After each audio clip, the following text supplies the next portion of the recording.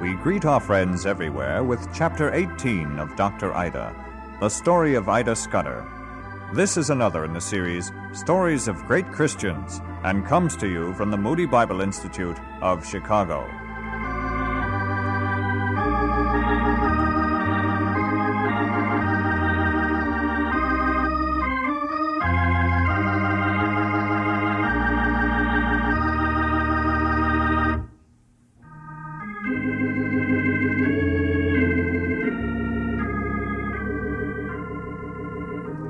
Dr. Louisa Hart, who had come from Canada to help the women in India, and who had been helping me now for several years at the Mary Tabor Shell Memorial Hospital in Vellore, had again taken ill.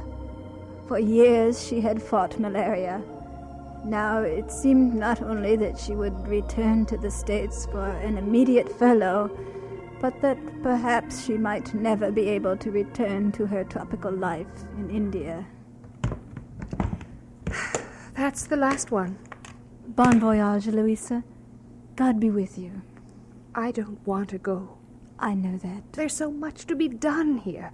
It was far too much for two of us. Now you'll be alone. Only for a while. Perhaps. But I've fought this fever every year of my life in India. Why? Because you were susceptible to it, through no fault of your own, and because we can only treat the symptoms of malaria, not the disease itself.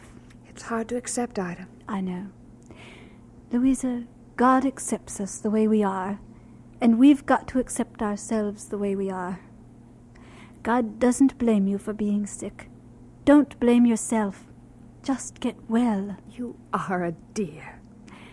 Now, while you're recuperating, I think there are some things you could do, if you found the time. I should have guessed you'd have some assignments for me. Well, I do want you to rest and get well. But I think you could spread the word about our needs. Tell the people how we need more doctors. Begin with our board. Then tell the young people. Go to the medical schools. Challenge the students there.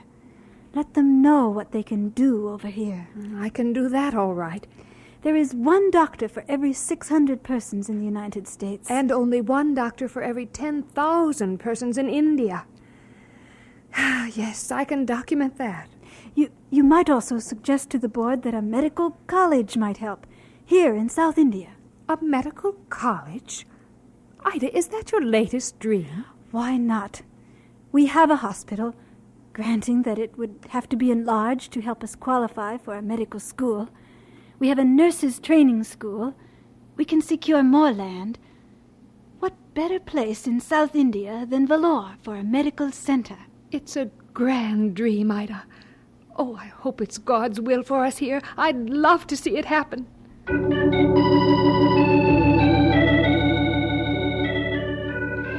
I believed a medical school for South India was God's will, and I was never one to wait overly long about getting something started, if I was convinced of its need and importance.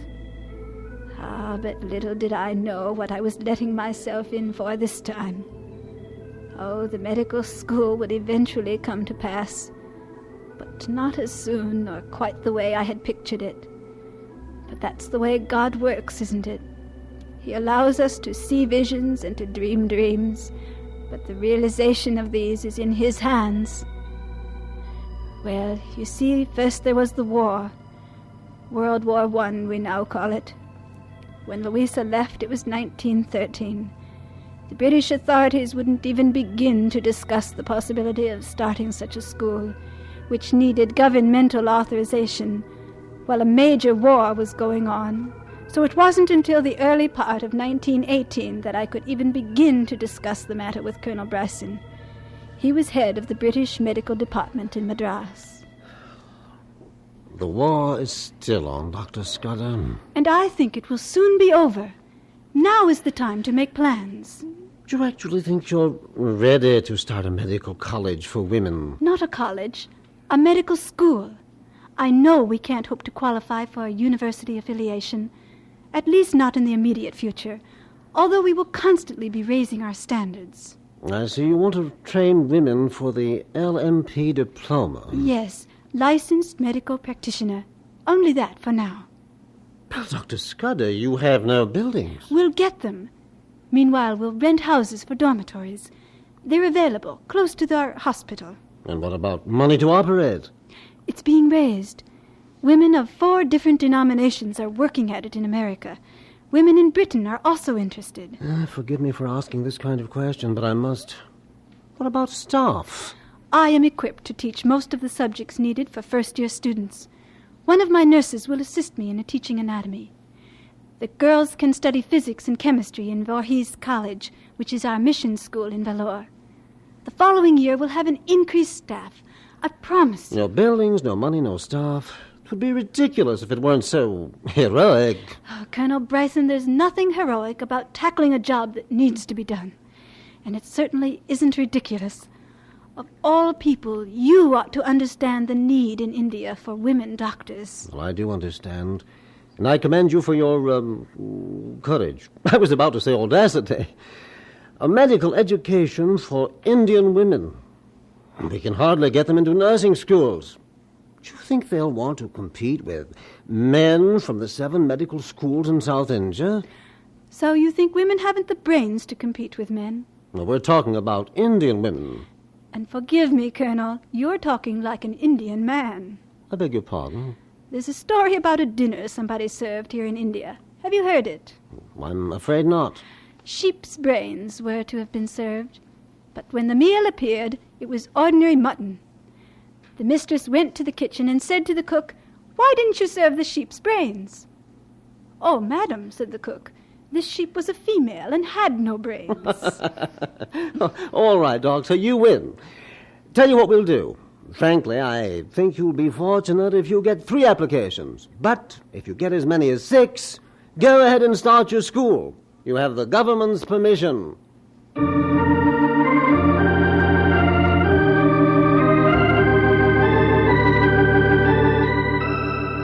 We began the school in faith that God would provide both students and funds. Our prospectus was sent to all mission and government high schools in the area. We said first classes were open to apothecary and sub-assistant surgeons only, that after the war, university-level classes would be initiated. Girls had to be 18 or over and secondary school graduates. However, the school would be open to all, without respect to caste or creed. There were 69 applications. 17 were accepted, and classes began on August 12, 1918, with the war not yet over, with prices of food and clothing at an all-time high, and with the failure of the monsoon rains, which could only mean later famine. But we began. Lord Pentland, the governor, was there, and so was Colonel Bryson. He spoke to the girls. You know, I really didn't think this would happen. But seeing is believing. I wonder if you girls realize what important people you are. 50 years from now, you'll remind the students of that generation that you were among those present at the opening of this school. It's an honor that none can ever share with you. God bless.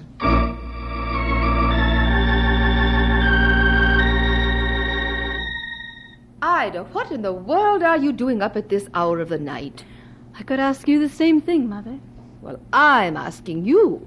It's 3 o'clock in the morning. Get some sleep, girl. I have been sleeping, Mother. I've just gotten up. You are dressed? How long has this been going on? Never you mind. Now you get back to bed and get some sleep. What are you doing, Ida? I'm studying, Mother. There's no time during the day. I still have the clinic and the hospital rounds to make. But I must prepare for my classes with the girls. This is the only time I can find for it. No idea you were doing this. Good. I didn't want to waken anyone. Let me see those books. Histology, physiology, anatomy. You're teaching all of this? I'm trying to. And I'm learning that medical terms have changed radically since I went to school. So I have some homework to do. Lots of it. I don't know how you do it, Ida. I really don't. Good night. Rather, good morning. I loved my lambs, as I called them, the 17, and we all worked hard.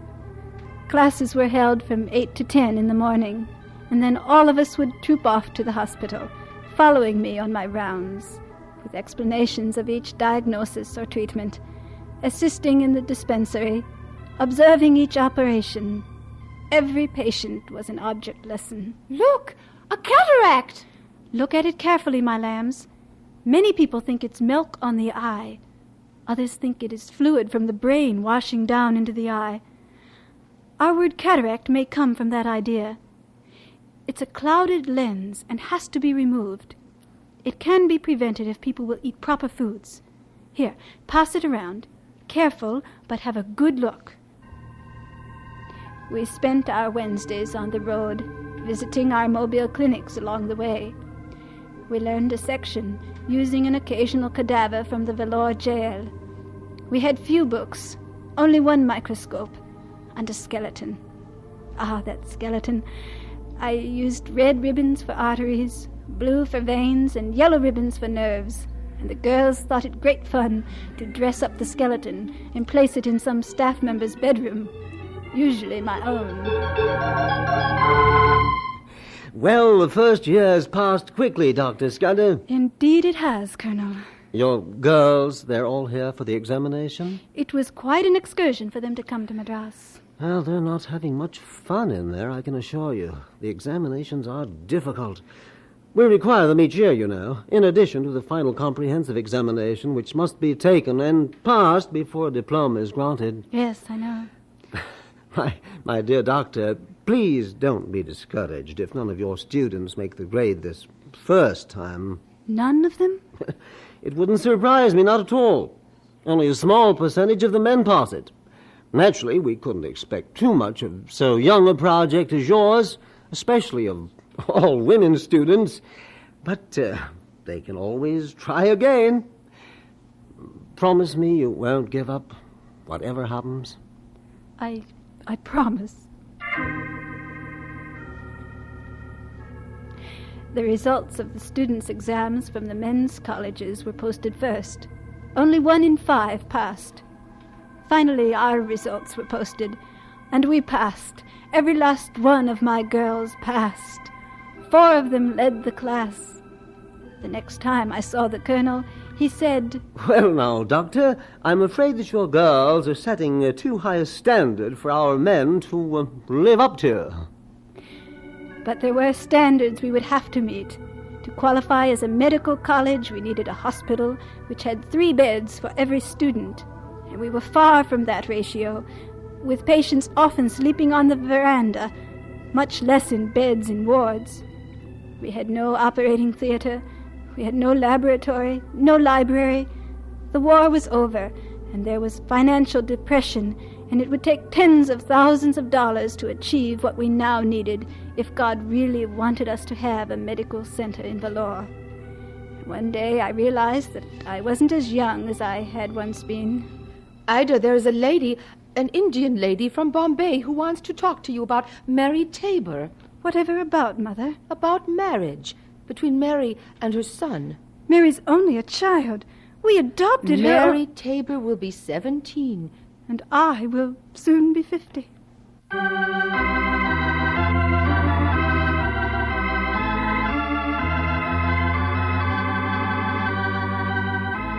And so we conclude Chapter 18 of Dr. Ida, the story of Ida Scudder. This has been another in the series, Stories of Great Christians, coming to you from the Moody Bible Institute of Chicago.